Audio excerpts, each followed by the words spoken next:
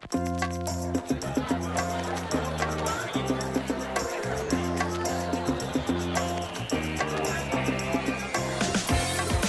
and welcome to this episode of the GrowVC Everyone Funding Startups podcast. I'm your host Marcus, and today I'm joined by Falk Wolsky, founder of SociallyPay.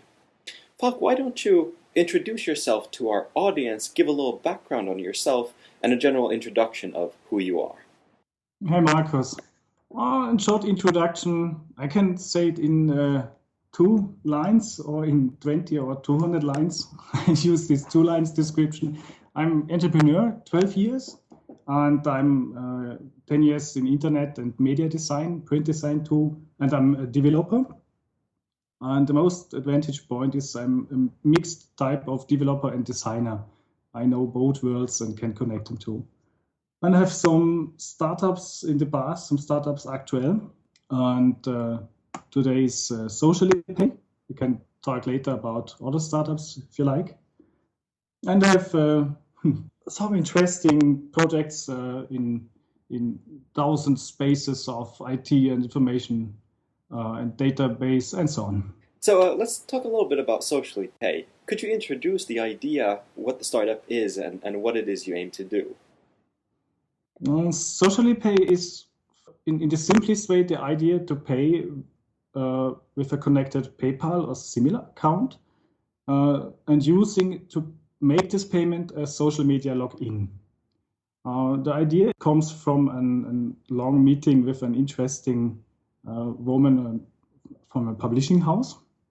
And we talk about future publishing and books and snippets of books and online marketing for these books and online payment for these books. And in this moment, I have the idea of a really simply solution to pay for online contents like book snippets or chapters or so on. And I start searching around the web what solutions actually exist. And we talk also that the new customers in the future are connected via social networks. And in this moment comes this idea, okay, why do not pay with your social media login? It's a secure way to log in on some networks like Facebook or Twitter. And in this moment, if you pay, we have an accepted user-generated login. You do it in concentration and say, okay, I have to log in. And in this moment, we can use an API and backend information to provide a button, not to log in into Facebook. The button is a payment button. On this button is a price, and the user click through and have to log in or is already logged in. And in this moment, you have made the login, you pay the price on the button simply. And on the backend process, we automate it to PayPal or similar account. And the user don't have to note or input some sensitive information, fill out some formulas. You not have to provide the credit card information. It's all done with this one single login. And if you're already logged in, as the most people in the social media space, you have the payment made simply with one click. That's the idea. And social networks, they really emerged in the last decade and got a strong hold of how people interact, both online and globally. So in terms of the world's development in this field and SociallyPay, what do you think the implications are? For example, let's look a couple of years into the future. How broadly do you see SociallyPay being able to be used, for example? If I understand you correctly, then you question me what's the impact in the future of SociallyPay. And then would I say we have today 500 millions of Facebook users, 100 millions of Twitter users, and X millions of LinkedIn. I don't know exactly.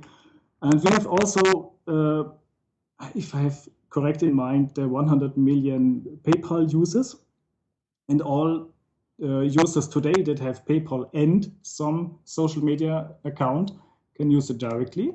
And I think in future, abroad of this mass from the social media space makes new PayPal accounts to have this easy payment feature.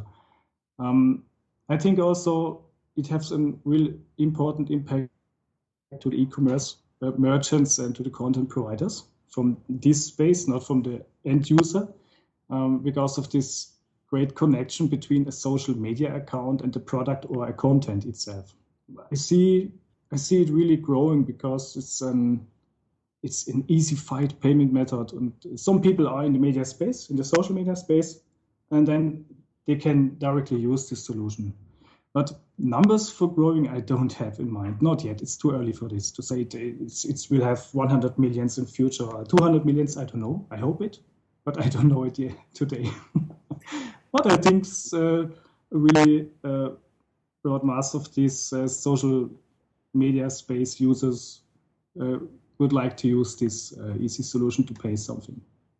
And I think one of the biggest selling points in what you're doing is that it's very, very simple, in fact, because there are lots of different payment mechanisms out there, but just creating something that's intuitive, it really goes into the Facebook generation of users, and it really might click well with them.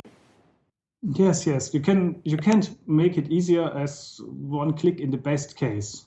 We talk in the best case, the user's already logged in Facebook or something, but the session behavior of Facebook and Twitter, if you don't log out, you log it in the whole day.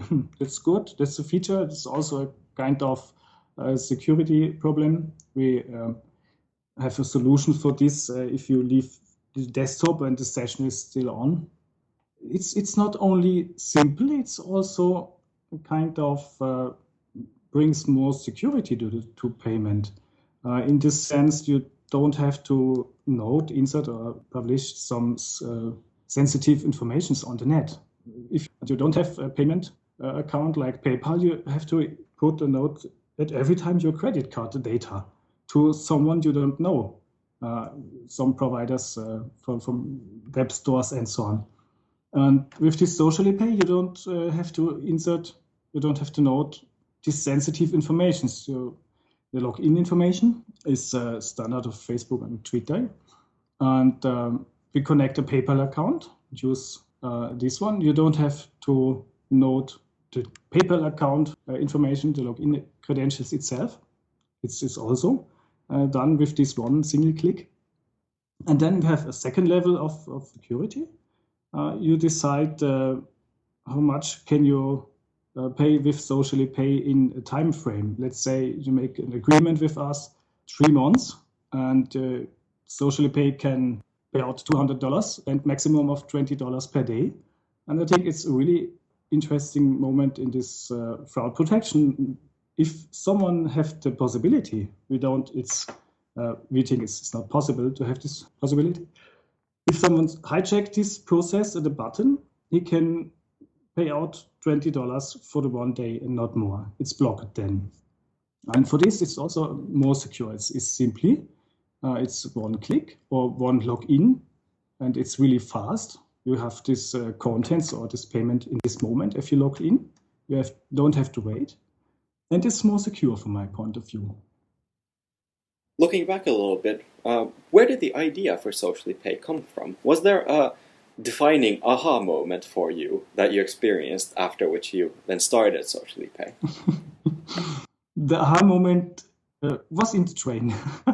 as many aha moments in the trains to me on travels between locations like Zurich and Vienna and so on.